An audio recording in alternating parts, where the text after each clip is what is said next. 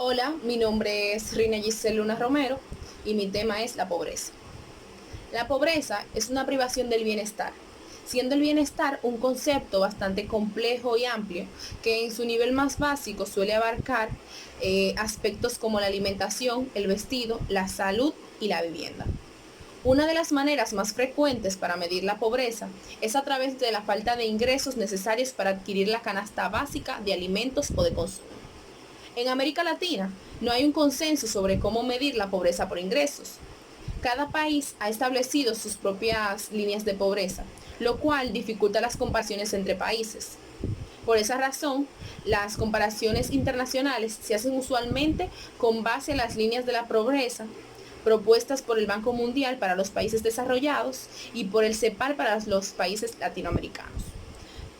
Las líneas de la pobreza utilizados por la CEPAL son la línea de la pobreza extrema, que equivale al valor monetario de una canasta básica de alimentos que garantiza la ingesta mínima de 2.300 calorías por día. Y la línea de la pobreza moderada, que equivale a la línea de la pobreza extrema, multiplicada por el coeficiente Orsaki de 2 para las zonas urbanas y de 1.75 para las zonas rurales.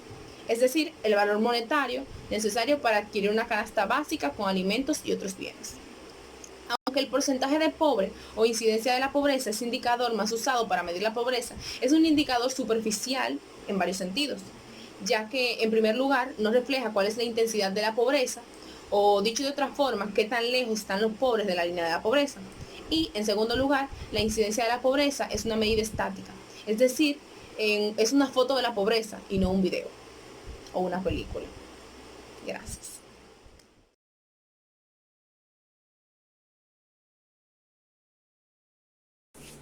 Buenos días, yo soy Ezequiel Corporán Isabel y le voy a estar hablando sobre lo que es la desigualdad, el cual fue un tema que se planteó en nuestro trabajo.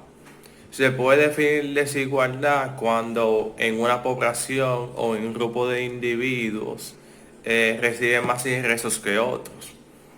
Esto puede ser si hay dos sociedades que tienen el mismo nivel de ingreso promedio y se puede ver que en uno llega más beneficio que otro. Aquí se pueden ver lo que significa desigualdad.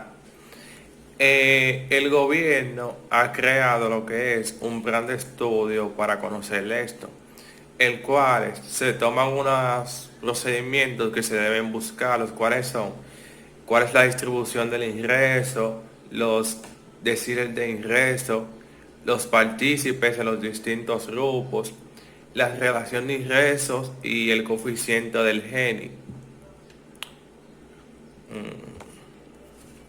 Ahora yo les voy a estar hablando sobre lo que es la movilidad social.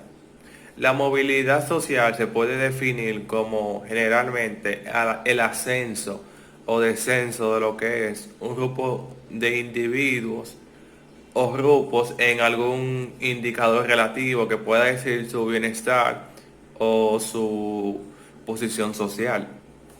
La movilidad social también se puede definir como la movilidad de los individuos durante los periodos de sus vidas, el cual pueden ser su movilidad intrageneracional, movilidad intergeneracional, elasticidades intergeneracionales de ingreso y educación, matrices de intergeneración de transición, lo cuales pueden ser ingresos educativos y también de ocupacionales.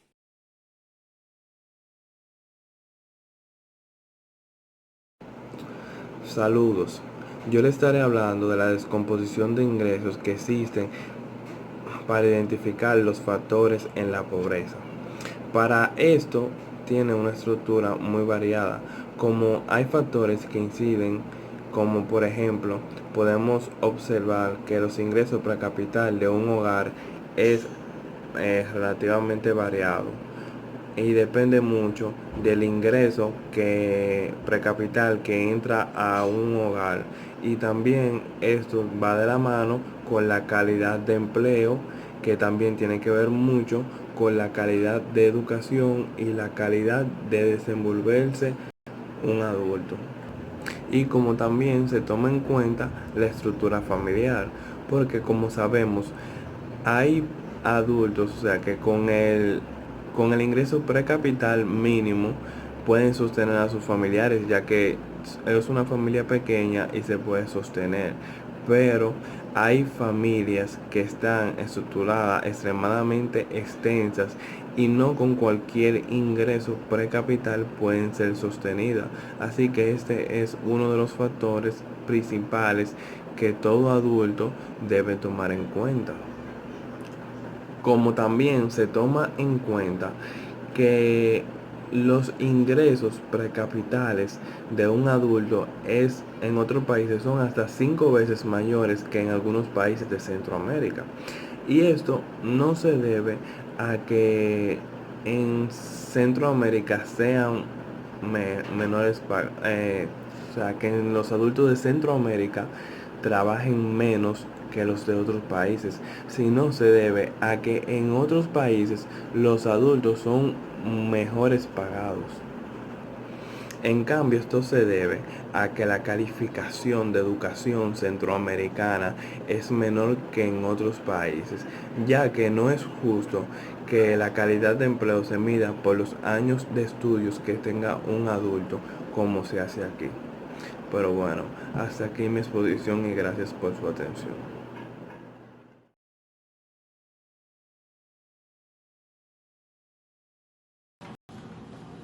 Descomposición de ingresos, diferencia del peso de factores cuando se distingue entre una familia pobre y una familia no pobre. Los ingresos suelen tener diferencias basadas en la población que los recibe. Los ingresos per cápita de un pobre resulta ser hasta 7 veces menor que los ingresos per cápita de uno pobre. Esto es principalmente a las diferencias entre ingresos laborales entre uno y otro y también a la diferencia entre la cantidad de adultos en hogares que generan ingresos. Es claro que los no pobres tienen ingresos no laborales casi 10 veces mayor a los pobres y las transferencias son unas 4.6 veces mayores a los pobres. Estas dos fuentes generan una gran influencia en lo que es el total de ingresos de cada grupo. Hay ciertas razones que justifican el por qué los no pobres obtienen ingresos más altos que los pobres, basándose principalmente en que estos tienen mayor educación, mayores niveles de educación, y esto también le da más oportunidad en lo que es el campo laboral, o sea, tienen mayor acceso a empleos debido a la capacidad. Los no pobres también tienen sueldos más altos con menores exigencias laborales, son menos evaluados en cuanto a esfuerzo y generalmente tienen sueldos mucho más altos y el porcentaje de pobres empleados es menor que el de los no pobres. También hay factores que inciden en los ingresos. Los factores inmediatos que determinan los ingresos per cápita de una familia se basan en una descripción breve. Existen factores que van más a lo profundo, definidos por marcos estructurales de donde se toma la información, que se basa en los conceptos generales. Esos son los siguientes: condiciones individuales de la familia y condiciones externas a los individuos y sus familias. Las condiciones individuales están influidas por una diversidad de factores externos a los individuos que inciden sobre todo en sus decisiones familiares, tales como la educación que recibieron, los valores y comportamientos, lo cultural, el acceso a servicios de planificación familiar, para mencionar algunos. O sea, el conocimiento en general, en todos los ámbitos que le permiten tener como una mayor expansión y explotar más su capacidad. Aunque también influye la etapa del ciclo de vida en que se encuentra el hogar. Las políticas sociales, tales como las políticas de desarrollo de la primera infancia, de salud, de educación, que afectan particularmente la calidad del capital humano, las políticas laborales, que afectan, claro, la cantidad del empleo, y las de seguridad y protección social, que afectan los ingresos debido a las transferencias. Las políticas sociales influyen sobre los ingresos de las familias y por lo tanto sobre la pobreza y la distribución del ingreso, porque inciden en la cantidad del capital humano y de las tasas de ocupación de los adultos. Las políticas económicas también influyen, tal es el caso de las infraestructuras, de inversión privada y también las de productividad, que afectan la capacidad de la economía para crecer y por lo tanto generar más y mejores empleos. Las políticas monetarias y financieras, que inciden sobre la estabilidad de los ingresos y el gasto de las familias, y las políticas fiscales, que influyen sobre el crecimiento y la estabilidad, pero además determinan el monto y la composición del gasto público, incluyendo el que está destinado a apoyar las políticas sociales.